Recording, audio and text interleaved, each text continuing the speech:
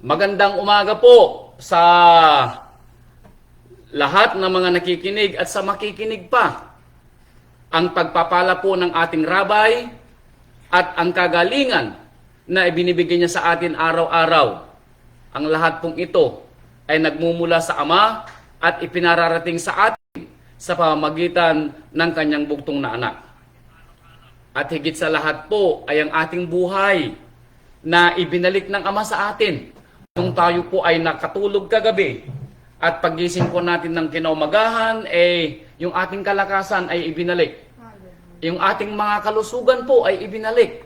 At lahat po ng ating mga pangangailangan sa ating sarili upang magampunan po natin ang mga kalusugang naukol sa atin at magawa natin yung mga bagay na ipinagkaloob ng Ama na magagawa natin sa araw na ito. Mga kapatid ko, ito po yung pang-apat na araw ng kanyang piyesta. At muli tayo po yung mag-aaral ng kanyang salita. At ang tatalsasin po natin sa araw na ito ay yung katanungan muna ni kapatid na Edita. Okay? Marami yung tanong ni kapatid na Edita. Kaya iisa-isahin nating sasagutin. At ako'y umaasa na bagamat ito'y tanong ni kapatid na Edita, may mapupulot tayong aral. Okay? Dahil maaari yung katanungan niya, katanungan na rin ng iba sa atin. Now, ito yon. Ang una niyang katanungan ano po ba yung bunga ng tinatawag na bunga ng banal na espiritu? Ilan po ba yon? Kasi may naririnig siya na 7, may naririnig siya na 9, may narinig siyang 12. Now, hayaan natin, kapatid na Edita, na ang sumagot sa tanong mo magmula sa Biblia. Ito ay mababasa po natin sa Galatia chapter 5, verse 22 and 23. Now, ito po yung bunga ng tinatawag nating comforter ng Ama. Ito yung banal na espiritu na dapat lumulukob sa bawat nananampalataya. And actually, Sister Edita, yung tanong mo kung paano magiging isang mabuting mananampalataya, ito rin yung dagdag na kasagutan. Dahil kung ikaw, ako, tayo, ay nangako na mananampalataya sa ating rabay, at biniyayaan tayo ng ating rabay na ipakilala niya ang kanyang sarili sa atin, kung sino siya at kung ano yung pagpapala na ibibigay ng Ama sa mga mananampalataya at sa tinatawag niyang mabuting balita. Dahil nasusulat, kung maalala ninyo, sabi ng ating rabay, ang mga nananampalataya sa akin at naniniwala sa akin na ako ang bugtong na anak ng Ama at ako'y sinugo ng Ama, ay inilipat na mula sa mga patay patungo sa mga buhay. Now, talasasin po natin ang pagkakaiba ng isang nananampalataya at nagtitiwala at nananampalataya.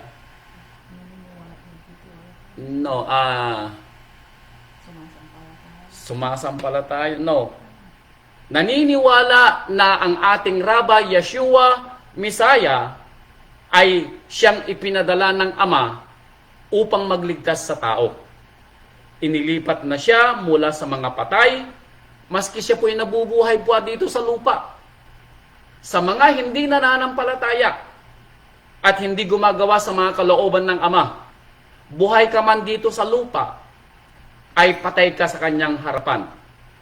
Pero nang tayo manampalataya, tayo po ay inilipat mula sa mga patay patungo sa mga buhay. Kaya nga isinulat niya, ang sino mang sumasampalataya, kahit kailan, hindi mamamatay. Tayo po yun. Ano po? Talasasin natin. Pastor, anong ibig mong sabihin hindi na mamamatay? Ang ibig kong sabihin, inilipat na tayo mula sa mga patay patungo sa mga buhay. Now, mamatay man tayo dito sa lupa. Ang katuturan nun sinasabi ng ating rabay, matutulog kayo, pero sa araw ng paghuhukom, ibibigay sa atin yung tinatawag na buhay na walang hanggan. Yun ang kanyang ibig sabihin na hindi ka mamamatay kahit kailan. Dahil ipinangako sa iyo ng ating rabay na ikaw ay bibiyayaan ng buhay na walang hanggan. Dahil ang sinasabing kamatayan ng rabay dito ay yung dagat-dagatang apoy na siyang magiging kaparusahan ng mga hindi sumasampalataya sa Kanya. Tandaan po natin, wala tayong excuse.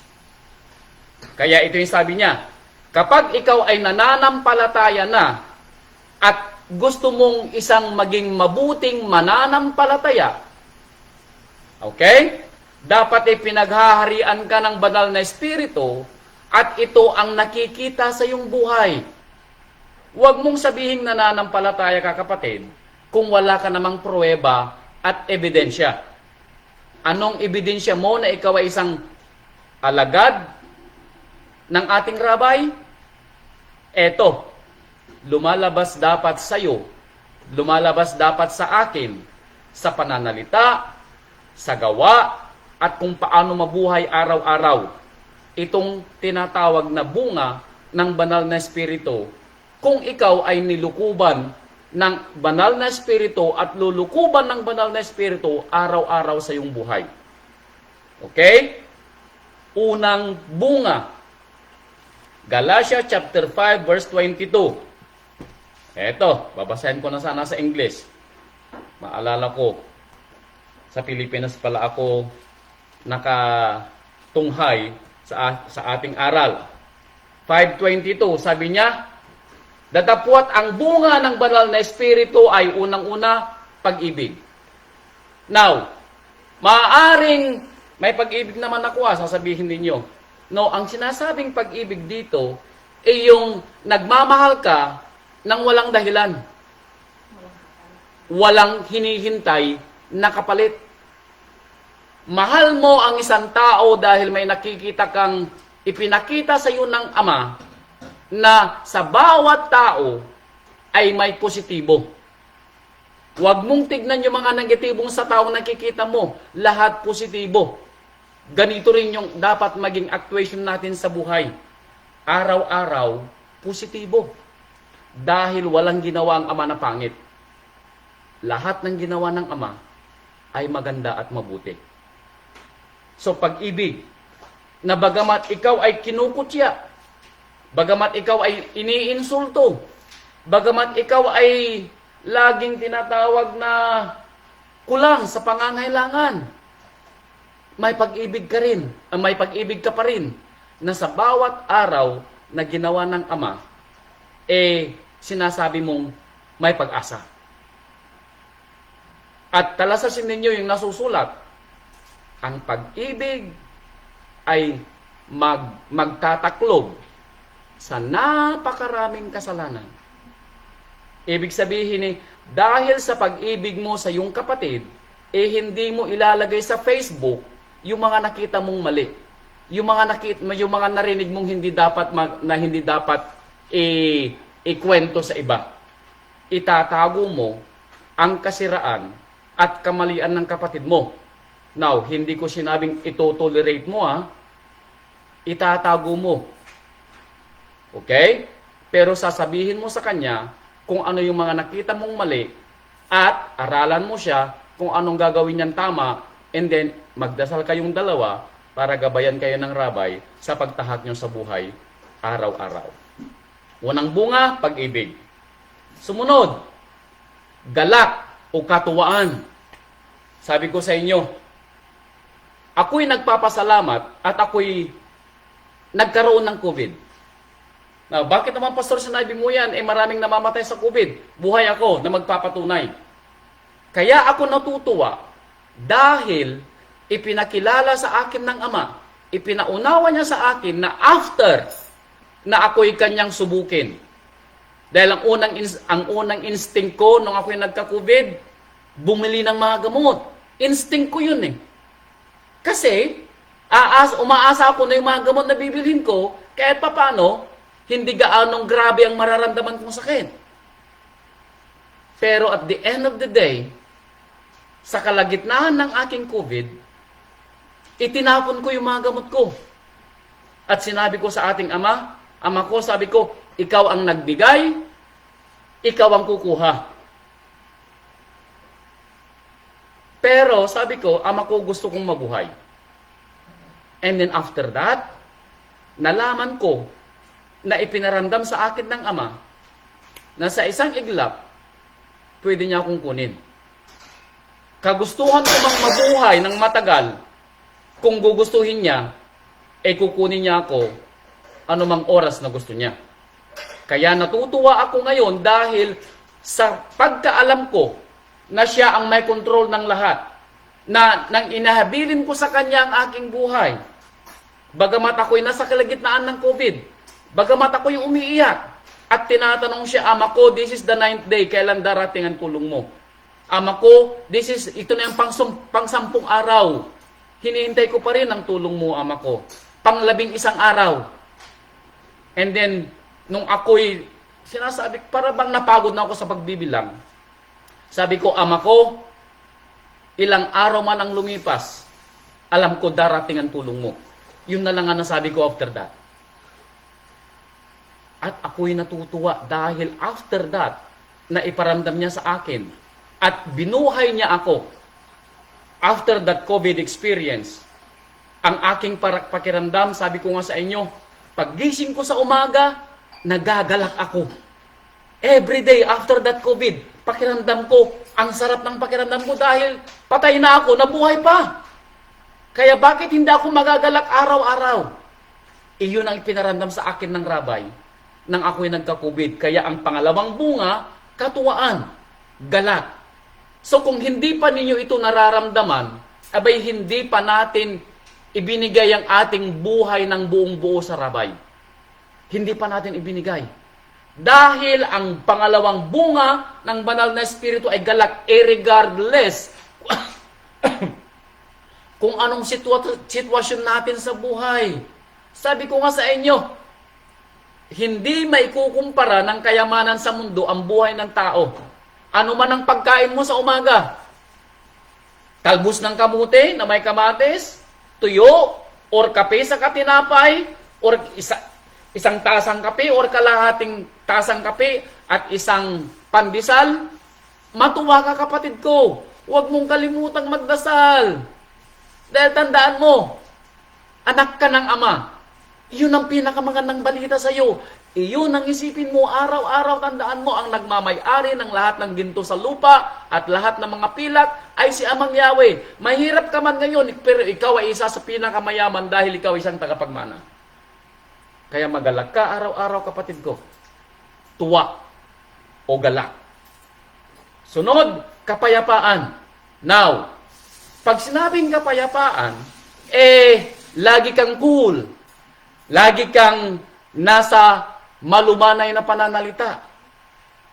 Yung bang walang pwedeng magbigay sa iyo ng pagka-irritable kahit na anong araw, kahit na anong oras ng araw.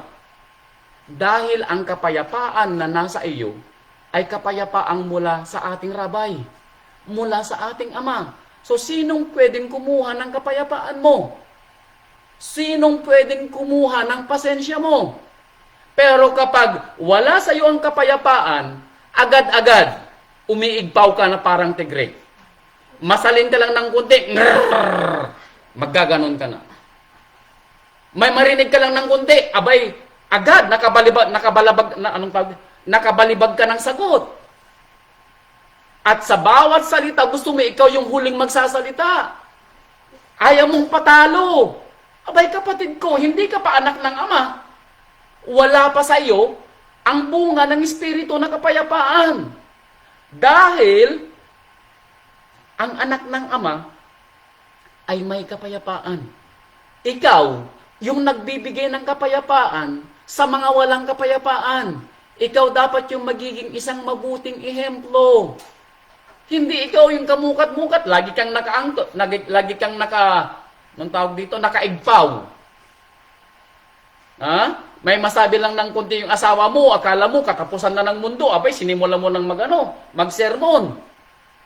Tumigil na nga yung asawa mo, nagsesermon ka pa rin. Abay, kapatid ko, hindi ganyan. Ang anak ng ama ay may kapayapaan. Na kung hindi mo pa ito binubuhay, abay, kapatid ko, pumunta ka sa kwarto mo, manalangin ka, at ikaw ang kumausap sa rabay. It is between you and rabay.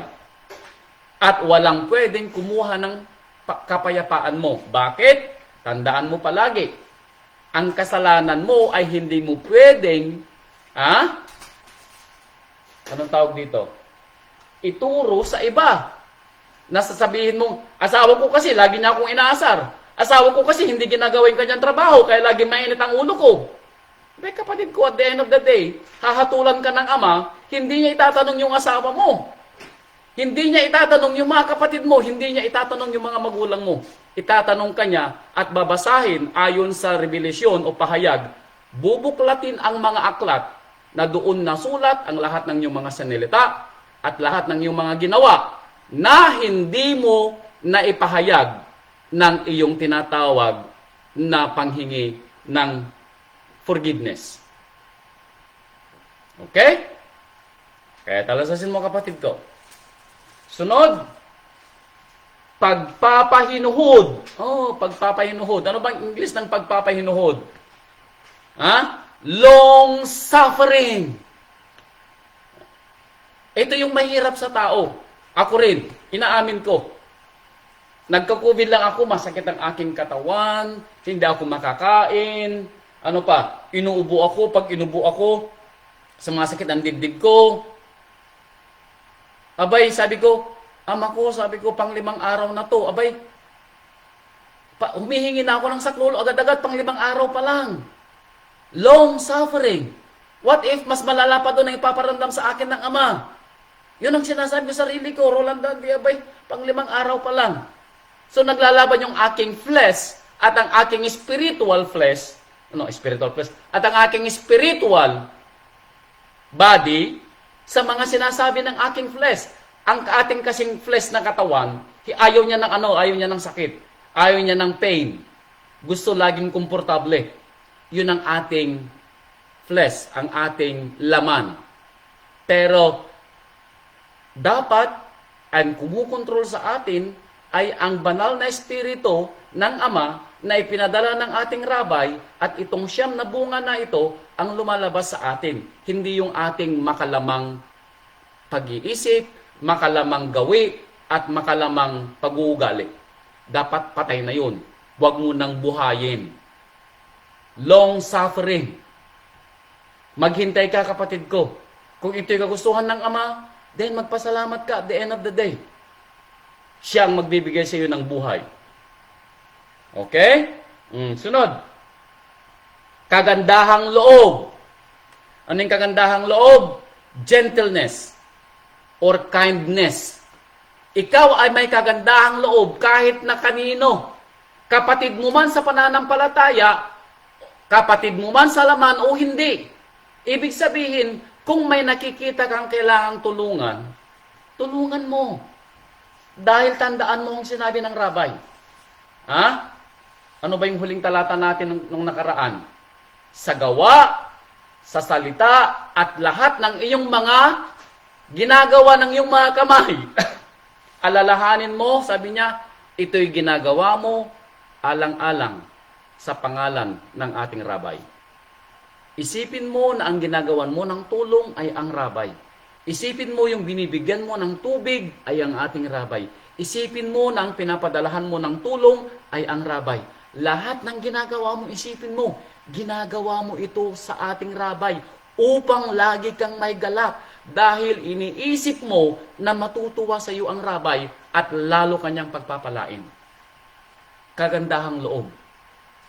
Tuwing umaga, pagpasok, kayong mga may trabaho, pagpasok nyo sa umaga, batiin ninyo lahat ng mga makakasalubong ninyo. Sabihin nyo, good morning, magandang umaga, purihin ang Ama, hallelujah.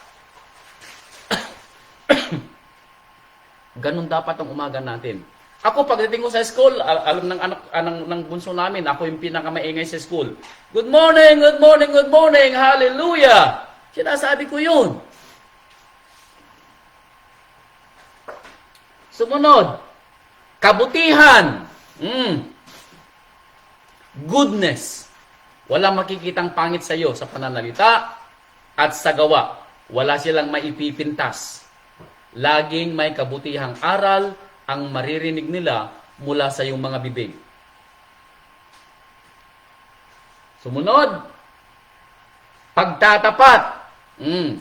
Pagtatapat means faith. Lahat ng sinasalita mo ay tapat. Totoo. Hindi ka nambobola. Hindi ka nagpapatutuo ng kasinungalingan. May pag-asa sa bawat salita mo, may pananampalataya. Okay?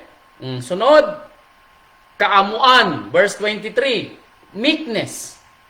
Kaamuan means, lagi kang mapagpakumbaba. Hindi ikaw yung nakataas ang ihi, not feeling mo ikaw yung pinakamarunong. Feeling mo ikaw yung pinakamatalino. Feeling mo ikaw yung palaging nasa taas. No, kapatid ko. Tandaan mo yung nasusulat na binasa natin kahapon yata yon. Ang nagmamataas sa sarili ay ibababa at ang nagpapakababa sa sarili ay itataas. Tayo yung maamo. Sabi nga sa ibang kasulatan, kayo'y maging maamo katulad ng mga tupa. Maamo in the sense, hindi nagmamayabang. Okay? Sunod, pagpipigil, temperance. Marami sa atin hindi marunong magpigil. Tabi-tabi po, nakakita lang ng ice cream, sabi gusto nang ubusin yung ice cream. Wag naman sana. Nakakita lang ng sweet, gusto nang ubusin ng sweet.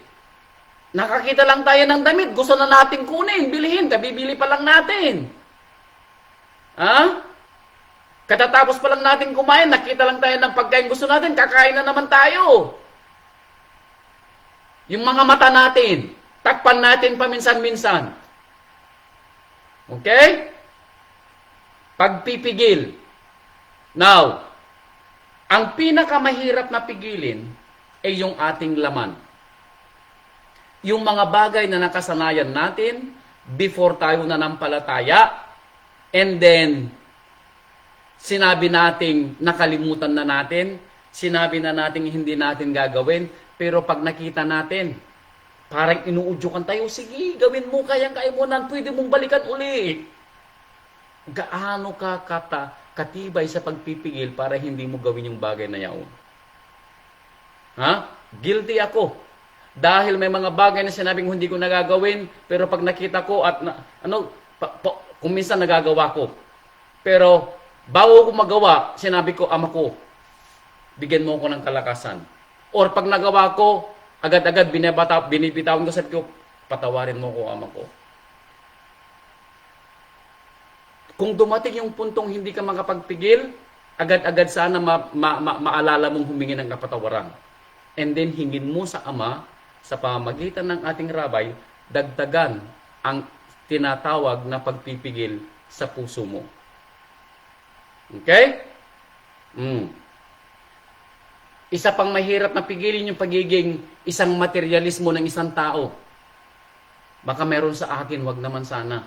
Dahil nasusulat, ikaw ay maging isang mabuting tagapangalaga sa mga pagpapala sa iyo ng Ama. Okay? And then,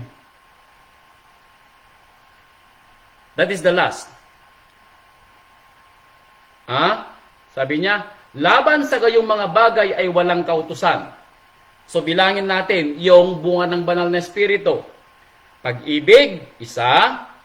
Katuwaan, 2. Kapayapaan, 3. Pagpapahinuhod, 4. Kagandahang loob, 5. Kabutihan, 6. Pagtatapat, 7. Kaamuan, 8. At pagpipigil, 9. So, kapatid na Edita, 9 lang po ang bunga ng banal na espiritu.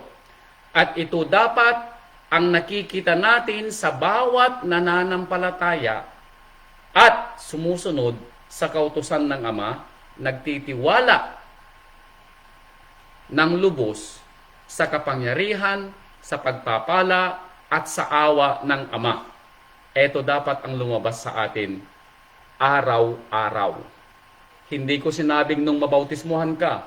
Hindi ko sinabing noong makilala mo ang rabay o ang Ama. No, ang sabi ko, araw-araw.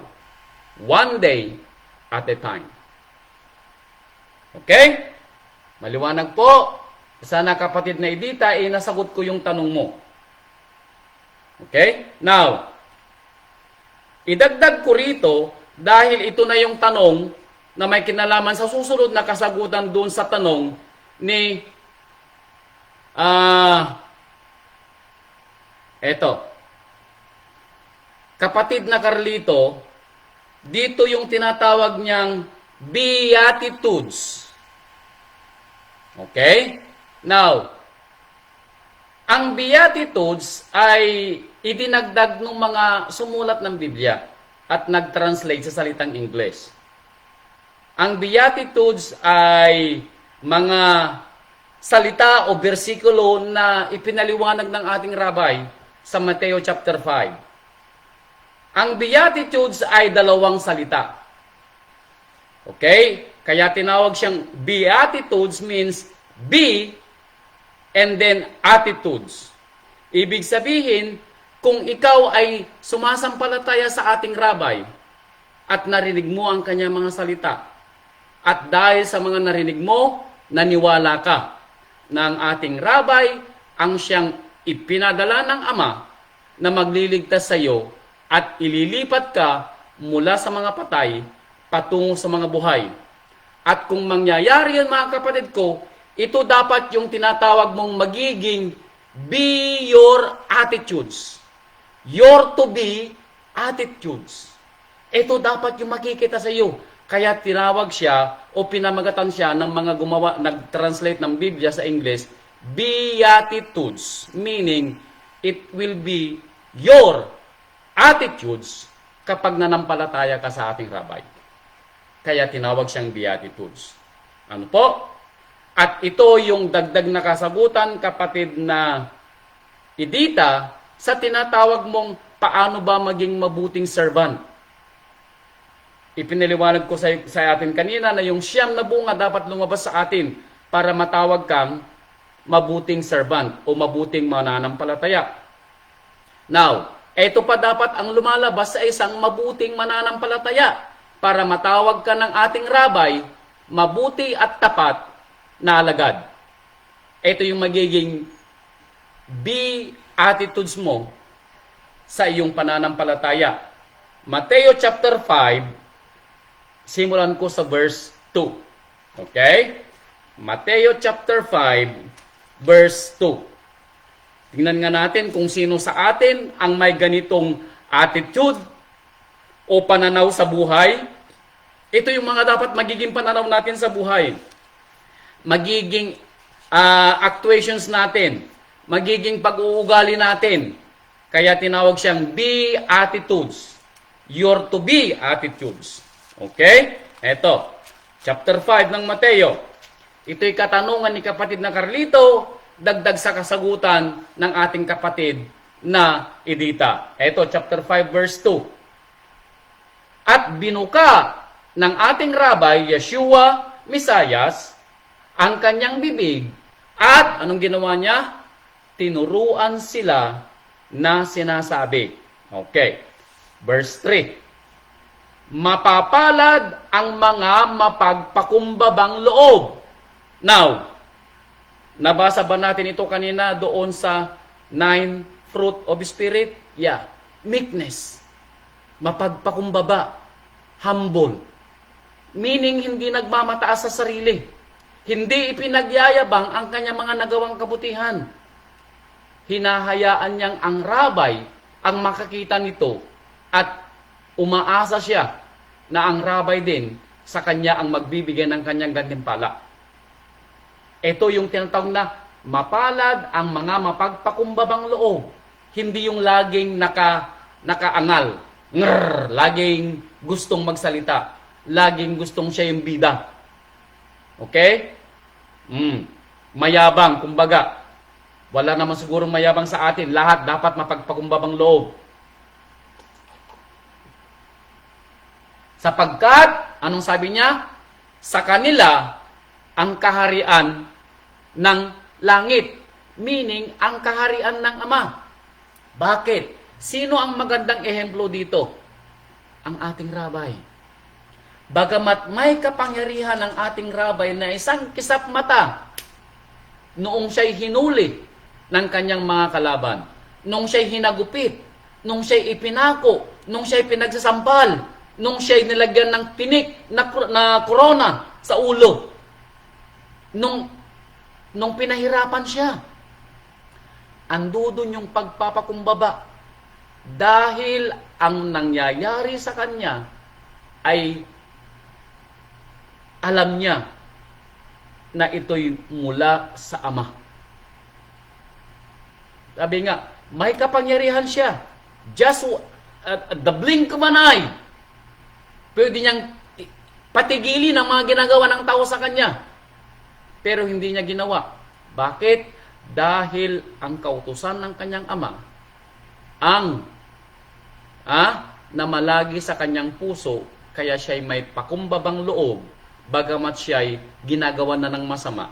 Nung mga taong ginawa ng kanyang Ama, na sinabi ng kanyang Ama na may kapangyarihan siya sa mga tao dito sa lupa. Pero hindi niya ginawa alang-alang sa kanyang pagpapakumbaba sa kautusan ng kanyang Ama. Kaya sinabi niya, sa kanila ang kaharian ng langit. Nasaan ba ang kaharian ng langit ngayon? Ito yung tinatawag na kaharian ng ating Ama. At nasaan ang ating rabay? Sa kanang bahagi ng ating Ama sa kanyang kaharian. Okay? Ito po'y nasa bunga ng banal na Espiritu. Verse 4, mapapalad ang mga nangahahapis sapagkat sila'y aaliwin. Nangahahapis meaning yung mga dumaranas ng mga pagsubok. Sila yung mga nabibigatan sa buhay. Sila yung mga maraming mga anong tawag dito? Mga alituntunin na kanilang binabata ayon sa pananampalataya. Ito yung mga nagsasakripisyo para sa pananampalataya. Ito yung mga gumaganap na hindi naghihintay ng kapalit. Ito yung kahit wala na siyang pera, nagbibigay pa rin siya. Ito yung kahit na isusubo na lamang niya, hahatiin pa niya.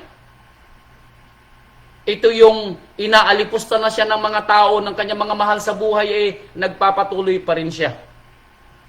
Darating ang panahon, yung mga kaaway natin, mismong ating sambahayan, maski na nagagalit sa iyong anak mo, nakikinig ka pa rin ng aral.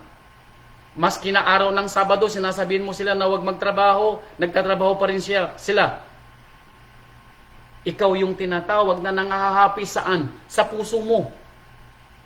Dahil alam mo, mali ang ginagawa ng mga mahal mo sa buhay, pero patuloy mo pa rin silang ipinagdarasal. Na maski hindi mo kaya, ang trabaho na halos ibinigay sa iyo ng ating rabay, pinipilit mo. At ikaw ay nahahapis in the sense na wala kang makitang tutulong sa iyo. Pero dito natin mapapatunayan kung gaano katibay ang ating pananampalataya. Nasa feeling natin, wala na tayong kasama sa ating pananampalataya. Ito ang naramdaman ni Eliya nung panahon niya. Kaya sinabi niya, Ama ko, sabi niya, walang natira sa iyong mga alagad maliban sa akin. Kaya kunin mo na rin ako. Sabi niya, dahil ayoko na. Hindi ko na kaya. Nahapis si Eliya.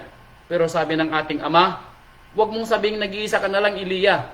Nagtira ako ng 7,000 na hindi lumuhod sa mga rebulto. Iyon ay pag-asa ng Ama na binigay kay Eliya. Ganon din sa atin. Kaya sinabi niya, anong gagawin sa mga nangahahapis? Sila'y aaliwin ng Ama. Ang galak ng Ama ang ibibigay niya sa kanila. At ang galak ay nasusulat sa banal na bunga ng banal na Espiritu. Okay? Verse 5. Mapapalad ang mga maaamo, meekness. Nabasa natin sa bunga ng banal na Espiritu. Bakit? Sapagkat mamanahin nila ang lupa. Now, mamanahin nila ang lupa. Ang lupa na to? No! Ang lupa na ito na ating kinatatayuan at lahat ng nakikita mo sa mundo, susunugin sa apoy. So, anong lupa? Ang sinasabi ng ating rabay, ang nilinis na lupa.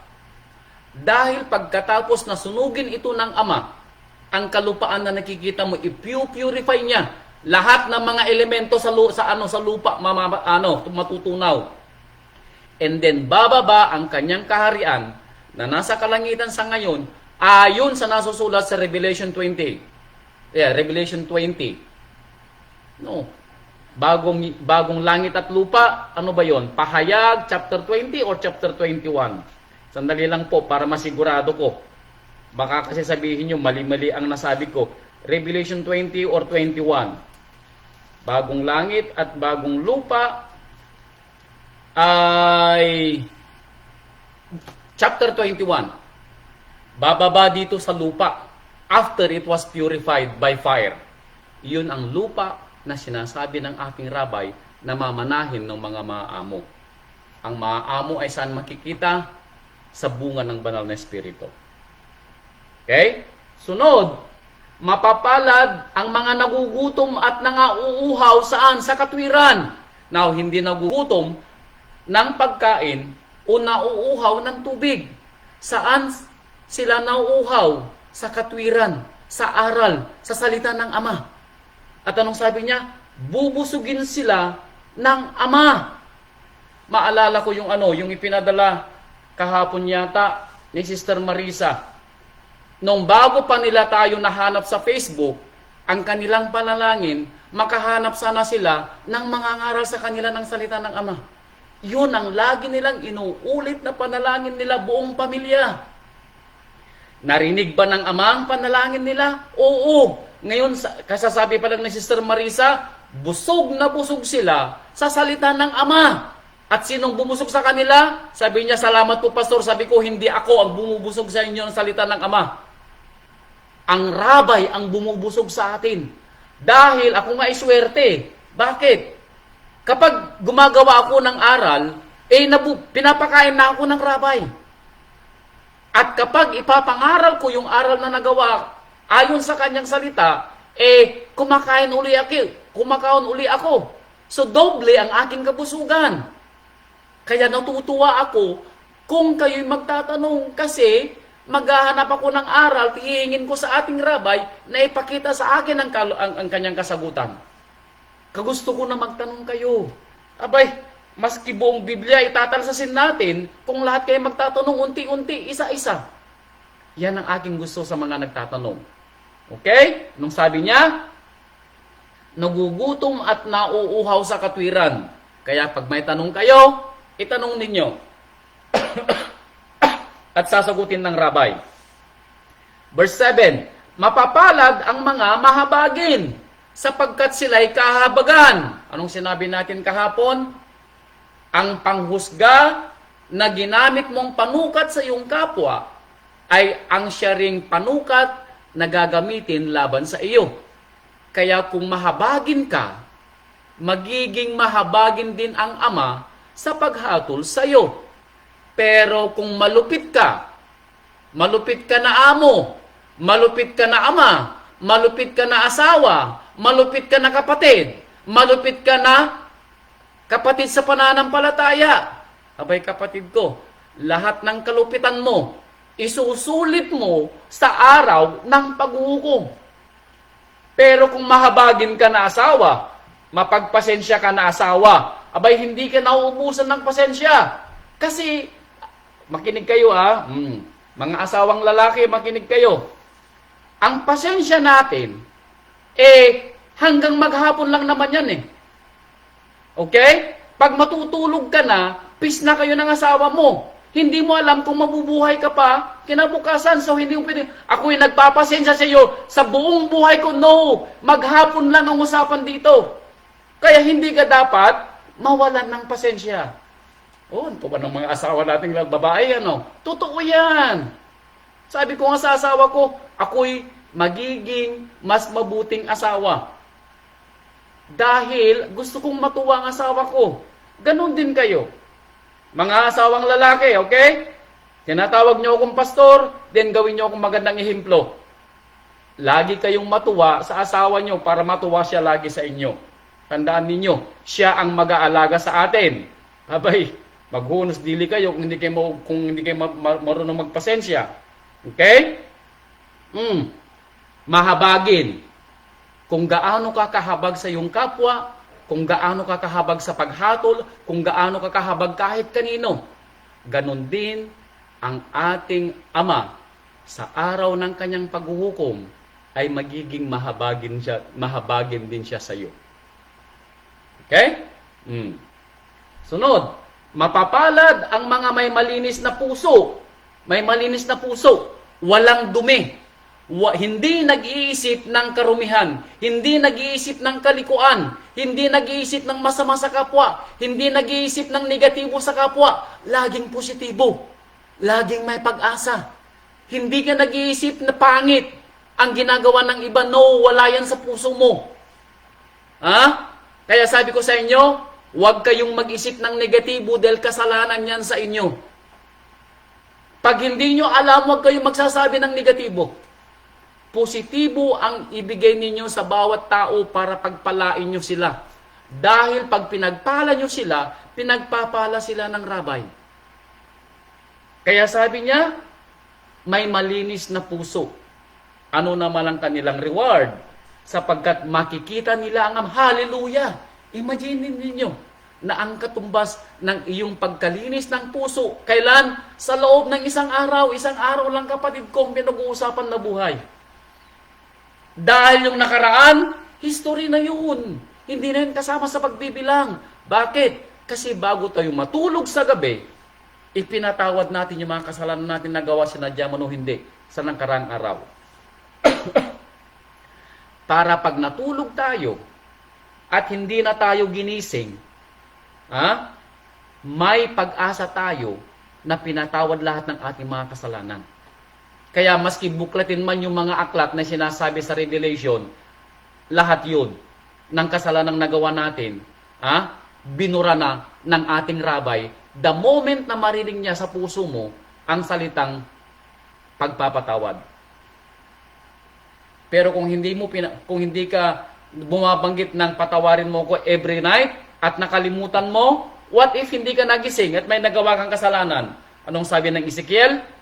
Itong sinabi ng Ezekiel, sabi niya, kung ang tao ay nabuhay na matuwid sa buong buhay niya, pero siya nakagawa ng isang kasalanan, at doon siya namatay sa kasalanan niya, ang lahat ng kanyang mga nagawa ay kalilimutan.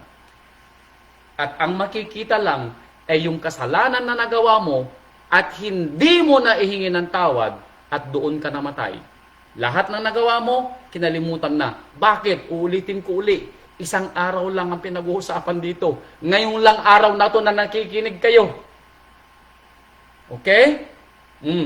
Maging malinis ang ating puso araw-araw. Dahil hindi mo alam kung kailan ka tatawagin ng Ama na sabihin, it's your time. Maalala ko na naman ang ating pastor dito sa Amerika na si Pastor Isaac.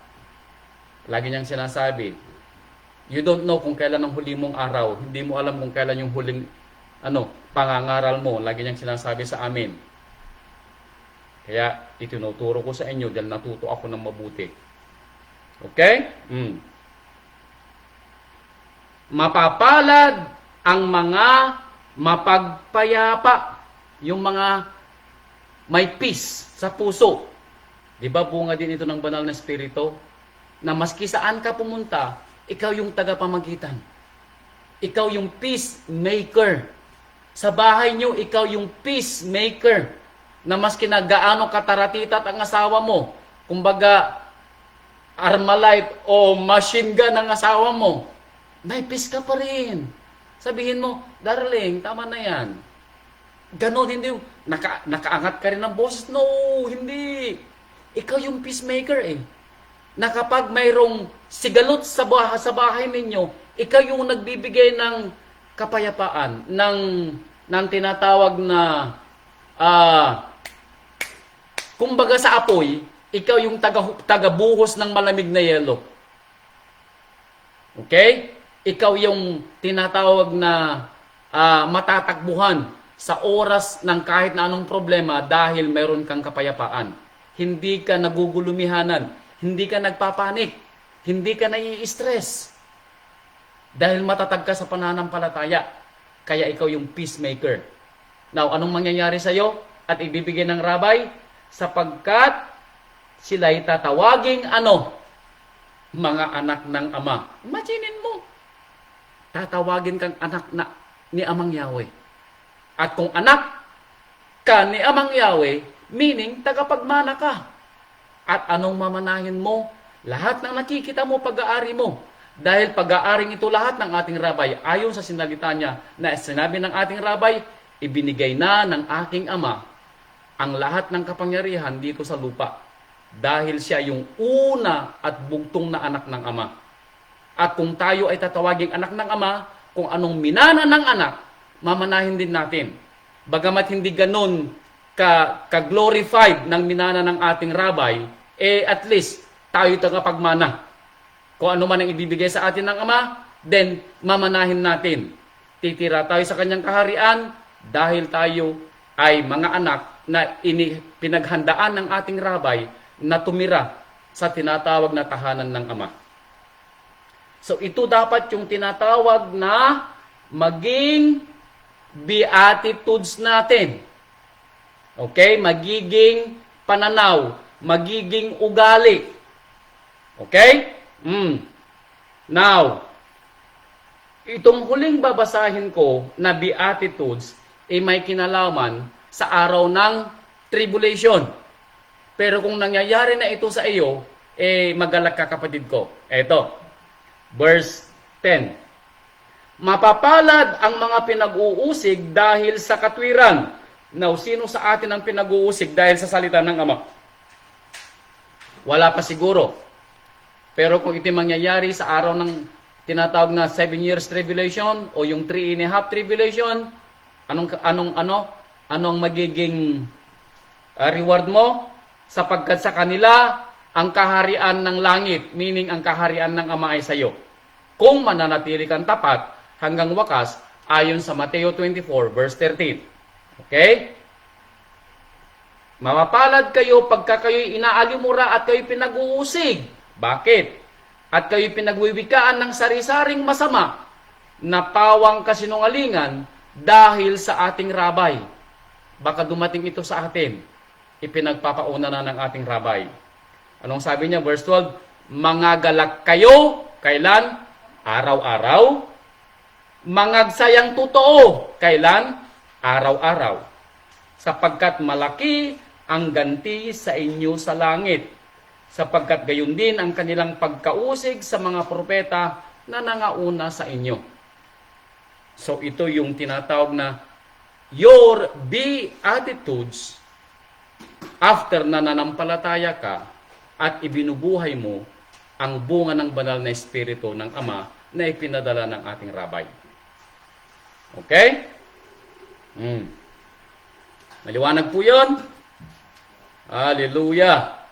Now,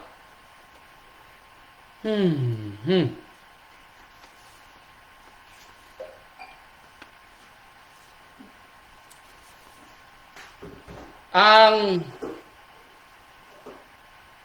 katanungan pa ni kapatid na tawag ito, Idita, may kinalaman doon sa 12 tribo. Okay? Eto. History naman ito. Para mabigyan lang kayo ng idea kung ano yung tinasabing 12 tribes of Israel. Nakuha nyo? Okay. Now, ayon sa aklat ng Genesis, ikukwento ko na lang sa inyo, okay? Ang mga anak ni Jacob o tinawag na Israel, after na patunayan ni Jacob yung kanyang pananampalataya, mayroon siyang 12 anak. Okay? Now, nung naging hari si David, kumpleto pa yung 12. Pero nang mamatay si David, sumunod na naghari si Solomon, kumpleto pa yung 12. Pero nang mamatay si Solomon, at ang naghari ay yung kanyang anak na si Roboam, doon sila naghiwalay. 10 at 2. Okay. So, babasahin ko lang yung reason kung bakit sila naghiwalay. Okay? Now, noong hari si Solomon, mataas ang buwis na binabayaran ng kanyang mga mamamayan kasi marami siyang mga gastusin. Okay? Now, nang naghari na si Roboam, sinabi ng mga mamamayan na bawasan ni Roboam yung kanilang buwis kasi wala naman nang ipinapatay yung mga proyekto at natapos na yung templo. Wala namang digmaan, sabi ng kanyang mga mamamayan. Kaya babaan mo ang buwis, mahal na hari. Now, pero ang ginawa ni Roboam, imbis na makinig sa mga payo ng mga matatanda, ang payo kasi ng mga matatanda, sundin mo kung anong sinasabi ng mga tao. At sila ay maglilingkod sa iyo habang buhay mo. Pero ang sabi naman ng mga bata, na katulad ni Roboam, si Roboam kasi nung naging hari, early 20s niya, or early 30s. Walang eksaktong edad. Pero bata pa siya, kumbaga novice. Okay? Ang sabi ng kanya mga kababata, abay, kung gagawin mo ang ginawa ni ang kahilingan nila sa iyo, lalabas kang mahinang hari. Ang sabihin mo, sabi niya, kung gaano kataas yung ginawa ng tatay kong buwis, abay mas lalo kong tataasan, sabi niya. Dahil sa sinabi niya, itong sinabi ng mga mamamayan. Unang Hari, chapter 12, verse 16. Okay, itong nangyari. Unang Hari, chapter 12, verse 16. Ito yung kwento kung bakit naghiwalay yung 10. Unang Hari, chapter 12, verse 16.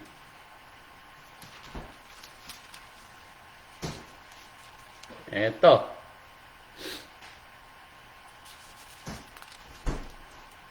Ito, sabi niya, yung kwento ko, basahin nyo dito sa chapter 12. Dito lahat yung kwento ko doon sa lahat ng mga sinabi ko, mababasa lahat dito sa chapter 12. Okay? Sinortcut ko lang.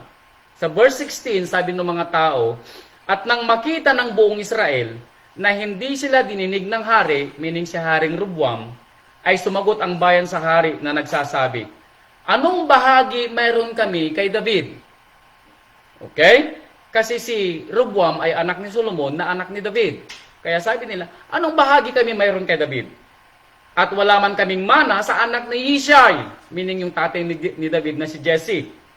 Sa iyong mga tolda, o Israel, ngayon, ikaw ang bahala sa iyong sariling sangbahayan, David.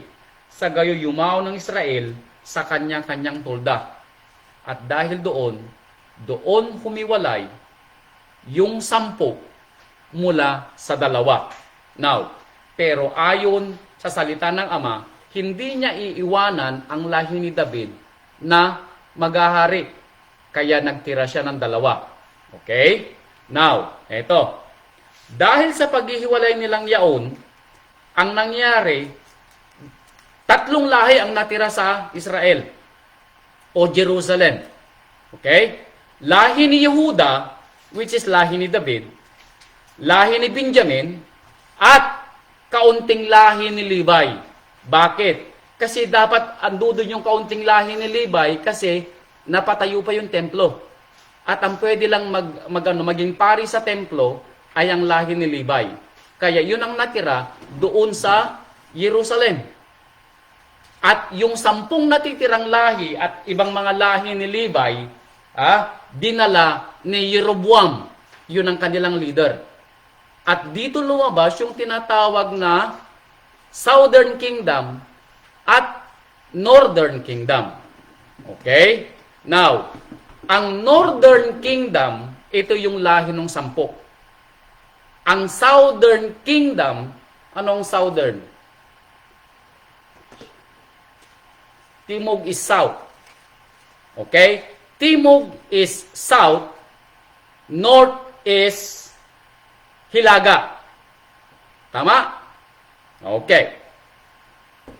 Now, ang Northern Kingdom ay yung 10. Okay. Ang Southern Kingdom ay tinatawag na lahi ni David lamang. Nakuha nyo?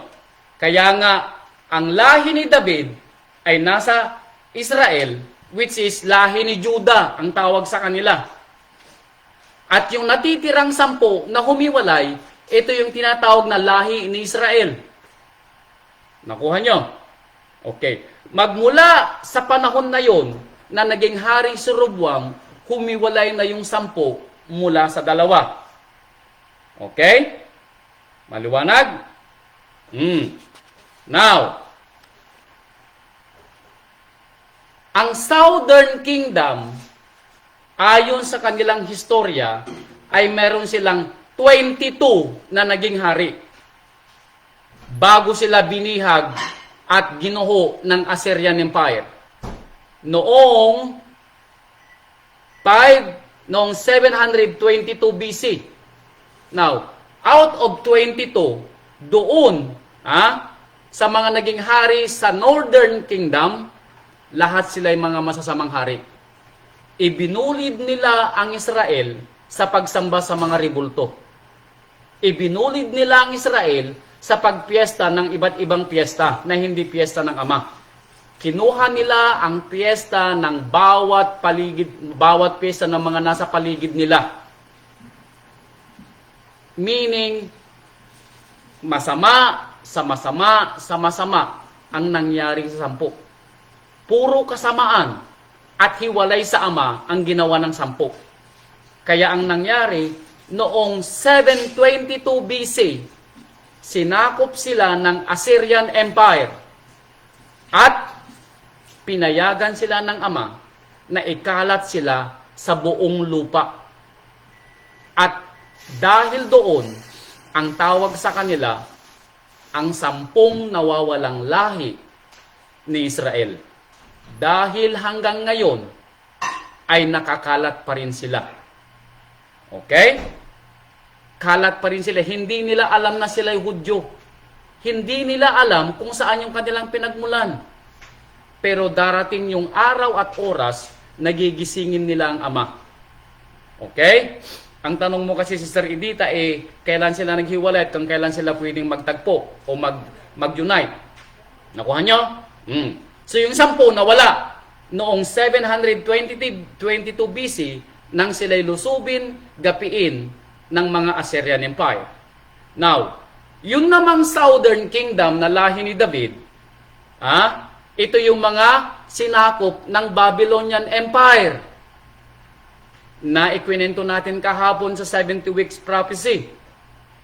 Pero dahil sa pangako ng Ama na ibabalik niya ang lahi ni David o lahi ni Yehuda sa bansang Jerusalem, after 70 years, pinabalik niya ang mga Israel o ang mga lahi ni Yehuda doon sa Jerusalem. Okay? Nakuha nyo? Okay. Now, so after na bumalik sila sa Jerusalem, yung panahon ni Nehemia, nagtayo sila ng pangalawang templo. And then, yung pangalawang templo, nadatnan ng ating rabay nung siya nabubuhay dito sa lupa. Okay. Now, ikwinento ko sa inyo kahapon na ang huling taon ng 69 weeks ay 26 AD. Yun yung huling taon, Now, sinabi ko, sa huling sa pagkatapos ng pagkatapos ng 69 weeks or 483 years, papatayin ng rabay. Okay. Right after 26 AD, pagkatapos ng 62 weeks, yung unang buwan ng 27 AD, alam naman ninyo na ang unang buwan ay ang Passover ng mga Hudyo. That Passover na unang buwan ng 27 AD, doon pinatay ang ating rabay. Right after ng 26 AD. Now, dahil sa kasalanan ng mga Israelita, nang dumating ang rabay dito, na hindi nila tinanggap ang rabay, eto sinabi ng rabay. Okay? Mateo 24. Nang nagkwekwentuhan yung mga alagad at tinitignan yung templo. Ang sabi ng mga alagad, Rabay, nakikita mo ba ang ganda-ganda ng templo? Pero sabi ng ating Rabay, tignan yung mabuti. Dahil walang ititirang bato na nakapatong sa kapwa bato na hindi iguguho. propesya yun ng rabay, At dahil sa ginawa nilang hindi pagtanggap sa ating rabay, nang dumating ang Roman Empire noong 70 AD, 33 years after na mamatay ang ating rabay, sinunog ang Jerusalem, iginuho ang buong kuta, lahat, sinunog lahat. Parang rabol ang natira sa Jerusalem noong 70 AD. At yung dalawang lahi, ikinalat din dahil sa kasalanan nila. Sister Edita, dahil sa kasalanan nila, ikinalat din sila. Pero noong 1948, according to the history of the world ng United Nations, ibinalik yung dalawa sa Israel ngayon sa panahon natin. Kaya ang Israel na nakikita mo dyan sa Israel ay ang natirang lahi ni Yehuda na siyang tinatawag na dalawang hari o dalawang lahi. Yung 10, hindi pa nila alam kung nasaan sila. Pero ayon, sa propesiya ni Ezekiel 37, buong chapter, ayon sa kanya, sa huling bahagi ng panahon, meaning sa huling bahagi ng tribulation. It's either bago magsimula ang 3.5 years last tribulation or yung bago magsimula yung 7 years tribulation. Yung 7 taon bago dumating ay mag-unite yung 12, gigisingin sila ng Ama at pababalikin silang lahat sa bansang Jerusalem. Iyon ay propesiya. Nakuha ninyo? Nakuha natin? Dahil ayon sa propesiya, dapat magsama yung 12 upang sila'y magkaroon ng pangulo. Nakuha natin.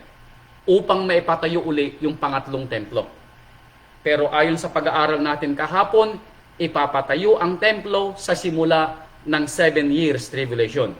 So bago ipatayo ang templo, dapat magsama yung 12 lahi.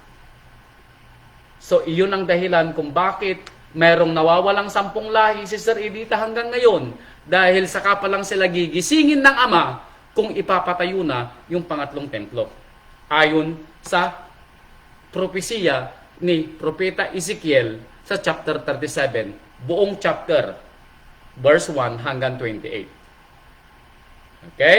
So I pray na narinig mo at nasagot yung tanong mo, kapatid na Edita. Kaya ano po? Now, ano naman yung dagdag kong aral? Hallelujah. Now, ang idadagdag kong aral na naisulat tungkol sa mga anong tawag ito?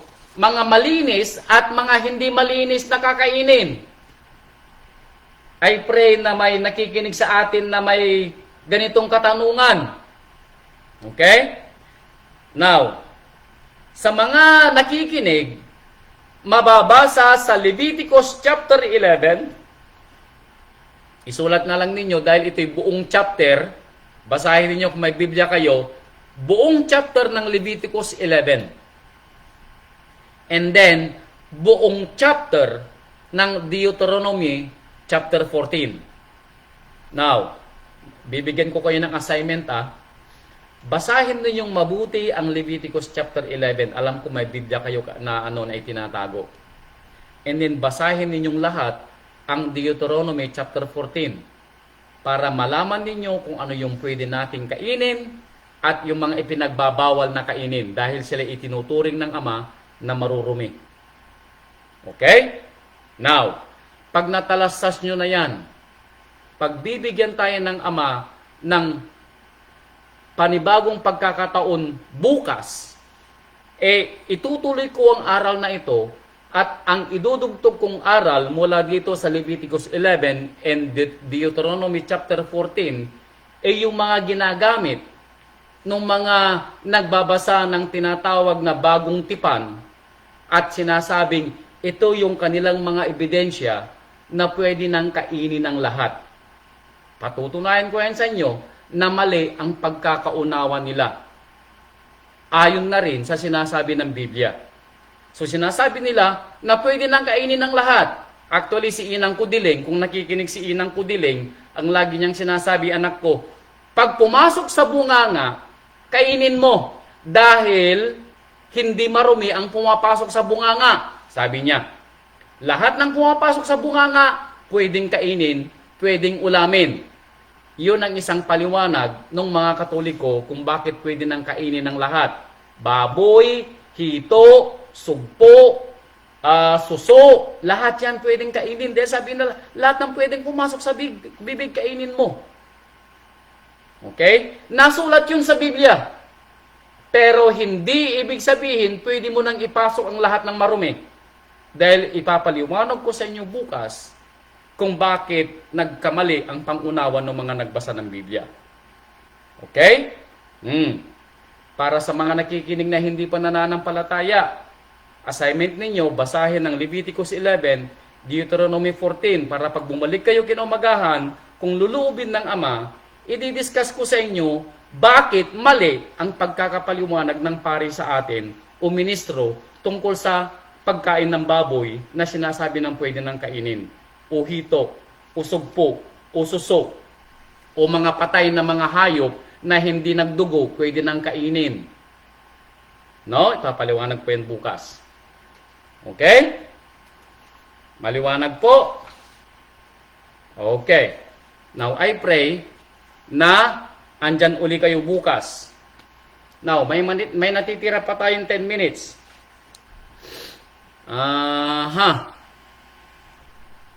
Okay. Sagutin ko na yung isa pang katanungan ni kapatid na Edita.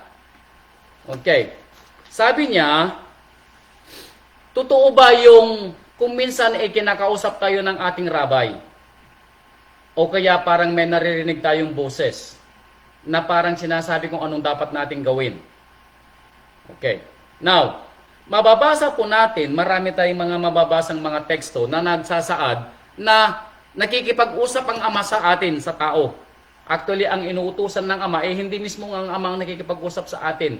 Doon sa lumang tipan, hindi si Amang Yahweh nakikipag-usap sa mga tao, kundi ang ating rabay sa katawan ng anghel. Okay? Or sa tinig ng anghel. Okay? Now, ayon dito, talaga nakikipag-usap ang Ama. Pero, talastasin ninyo kung ang nakikipag-usap sa inyo o parang may naririnig kayong boses, galing nga ito sa Ama. Baka hindi galing sa Kanya at ibang espiritu ang kumakausap sa inyo. Or baka sarili mo lang ang nakikipag-usap sa sarili mo at parang nagugulumihan ka lamang na sinasabi mong parang may narinig ka. Okay? Now, para masiguro ninyo kung ito'y galing sa Ama, talastasin ninyo kung ano yung narinig ninyo. Now, and then, itanong niya sa sarili nyo, ito ba ay ayon sa salita ng Ama? Kung hindi ayon, hindi ito galing sa Ama. Okay? Kung para sa sarili mo lang, sarili mo lang nagsasalita.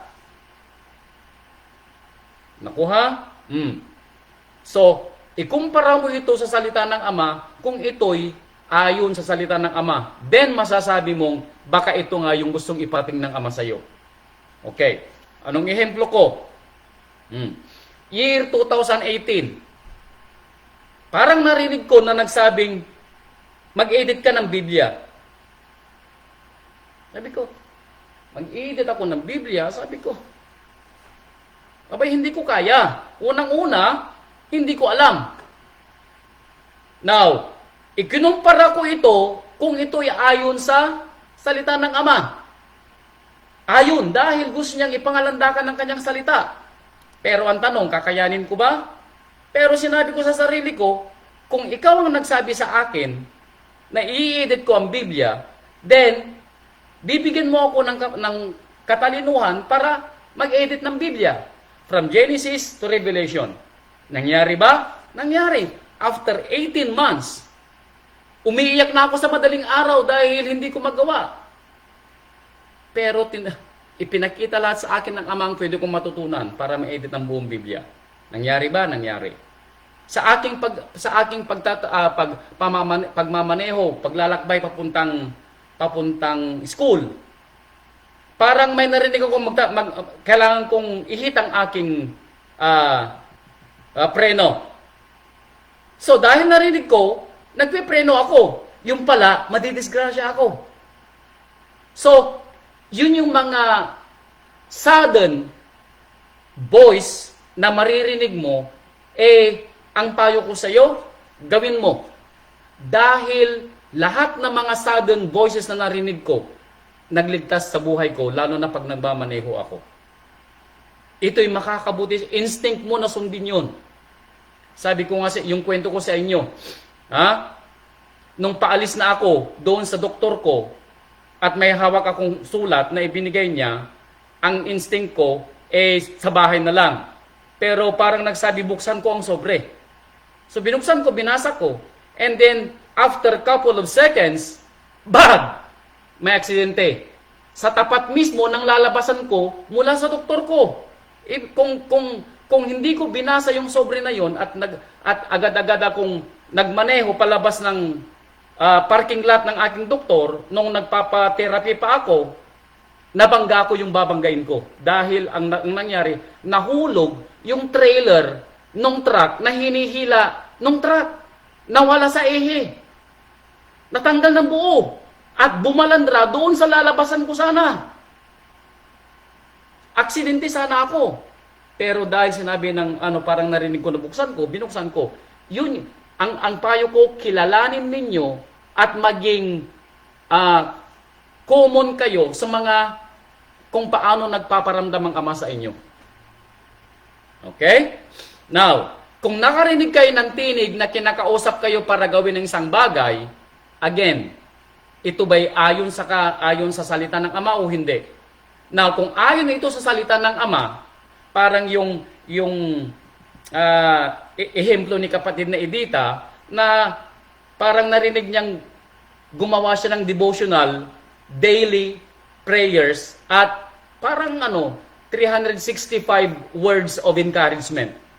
At kung anong gagawin niya araw-araw. At kung paano siya may bibigyan ng pag-asa. Maganda yun. Dahil ito'y ayon sa salita ng Ama na tayo ay dapat mabuhay sa kanyang salita araw-araw. So kapatid na Edita, makakabuti ito sa iyong pananampalataya. Gawin mo dahil yun ang narinig mo at alam kong ito'y ibinigay ng rabay sa iyo para maliwanagan mong mabuti ang kanyang mga alituntunin at kung paano mamuhay araw-araw ng tama, kung paano kumilos ng tama, kung paano magsalita ng maayos ayon sa Espiritu ng Ama na lumulukob sa iyo, ayon sa siyam na bunga na dapat ibunga sa iyo araw-araw. Okay? Maliwanag po ba sa atin yon? Hallelujah. So, ito po yung aral natin mga kapatid. Salit-saling tanong at salit-saling kasagutan mula sa Ama. Pero alam ko, na bagamat hindi ninyo tanong ang mga narinig nyong sagot, yung sagot na ibinigay ng rabay, may natutunan naman kayo. Especially doon sa siyam na bunga ng banal na espiritu, kung paano magsalita. Now, nasusulat, pwede tayong magalit. Pero, hindi dapat lubugan ng araw ang galit natin. Dapat, paglubog ng araw, wala ka ng galit. Wala ka ng tampo. Mga asawang babae, alam ko, kayo yung mga matampuhin. Pwede kayong magtampo. Pwede nyong huwag pagsilbihan ng asawa nyo sa loob ng isang araw. Pwede kang magtampo. Huwag mo siyang lutuan. Pwede yan. Magtampo ka sa loob ng isang araw. Pero bago lumubog yung araw, mawala ng tampo mo. Otherwise, kasalanan yan sa'yo.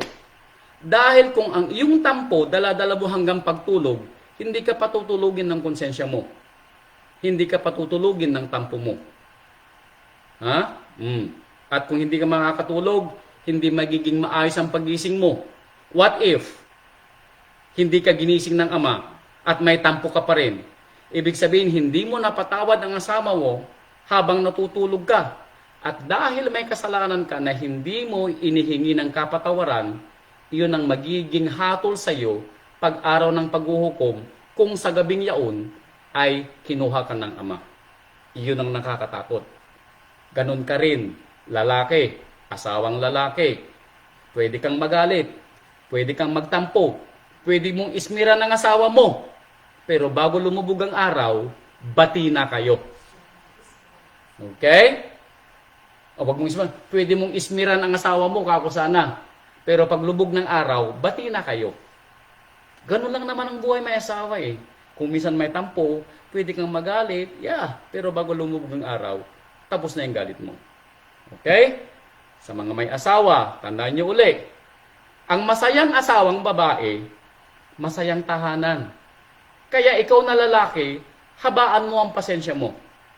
Ikaw naman na babae, abay, makinig ka sa aral ko, hallelujah, makinig ka sa aral ng rabay, na ang kaamuan, pagpipigil,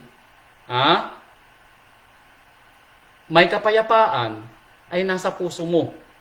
At kung gagawin mo yon, hindi ka na magiging sentimyado, hindi ka na magiging, anong tawag dito, agad nakaigpaw, okay? Agad tumataas ang boses at naiirita, kapatid ko, ang bunga ng banal na espiritu ay dapat suma sa tahanan ninyo para maramdaman ninyo ang pagpapala ng Ama at biyaya niya araw-araw. Otherwise, sayang ang araw na binigay sa atin ng Ama sa ating pananampalataya. Hallelujah! Nakuha po. Salamat po sa mga nakinig at sa mga makikinig pa. Muli, antabayanan po natin ang ibibigay na aral ng ating rabay bukas. At naway madagdagan yung mga nakikinig. Okay? Sa mga nakinig, pagpalain kayong lalo ng rabay. You see, doble ang ibinibigay ng rabay na pagpapala sa atin. Dahil hindi tayo nakakalimot na makinig ng kanyang aral na ipinangako niyang 8 araw tayong mangangaral. Okay? So, doble ang pagpapala natin na nakinig ngayon at sa mga susunod pang mga araw. Hallelujah! Tayo po'y manalangin. Mahal na Ama, Ama naming nasa langit, salamat po ng napakarami again sa pagkakataon na binigay mo sa amin na makapag-aral kami ng salita. Mahal na Ama, ang salita sanang aming narinig at aral ay mamutawi sa aming mga puso. At higit sa lahat, mahal na Ama, maibuhay namin ang siyang na bunga ng banal na espiritu na siyang ebidensya namin na kami iyong mga lingkod at kami iyong mga anak at maging tagapagmana ng iyong kaharian. Mahal na Ama, tulungan mo kaming mabuhay araw-araw na iminumulat sa amin ang iyong siyam na bunga ng banal na espiritu. Makita sana sa amin ito, mahal na Ama, araw-araw. Tanggalin mo ang lahat ng pangit sa aming mga pag-iisip. Tanggalin mo lahat ng hindi galing sa iyo, mahal na Ama. Tanggalin mo ang lahat ng aming mga pag-uugali na hindi naaayon sa iyong siyam na bunga ng banal na espiritu. Mahal na Ama, gawin mo kaming banal araw-araw dahil alam namin, ikaw ay banal. At mahal na Ama, ang iyong banal na espiritong bunga sana'y mamutawi sa aming mga tahanan. Marinig sa aming mga labi, makita sa aming mga gawa ng aming mga kamay. At higit sa lahat, makita sa aming simpleng buhay upang kami maging mabuting ehemplo ng mga nakakita sa amin, nananampalataya man o hindi, upang lalong maipangalandakan ang iyong kabutihan at awa na ibinibigay mo sa amin araw-araw. Mahal na Ama, ibinabalik namin sa iyo ang lahat ng mga pagpupuri at lahat ng mga kaluwalhatian. Dahil sa iyo lamang, mahal na Ama, ang kaluwalhatian na nauukol bilang isang Elohim at bilang aming Rabay at Master. Mahal na Ama, Ngayong gabi, bigyan mo kami ng masarap na pagtulog, kaming narito sa Amerika, at sa mga kapatiran namin na araw nila. Biyayaan mo sila, antabayanan sa buong maghapon. At higit sa lahat, mahal na Ama, naway makita sa kanila, sa kanilang pagsasalita, sa kanilang mga gawa sa loob ng maghapon sa bansang Pilipinas, ay ikaw, aming Rabay, ang kanilang nakikita. Mahal na Ama, itong aming samot dalangin namin at ang aming galak na hindi napupus-pus-pus sa loob ng 8 araw sa napakatamis na pangalan ng aming dakila at nag-iisang tagapagligtas, ang aming Rabay at ang aming Master, Yeshua HaMashiach. Hallelujah! Ha? Hallelujah! Now, paano buburahin yung title niya rito? Okay lang dahil ang title niya naman, tunod-sunod naman yan eh. Okay? Salamat po. Salamat po. Good night, Uncle. Ay, good morning, Uncle. Salamat po. Good night po, Kuya.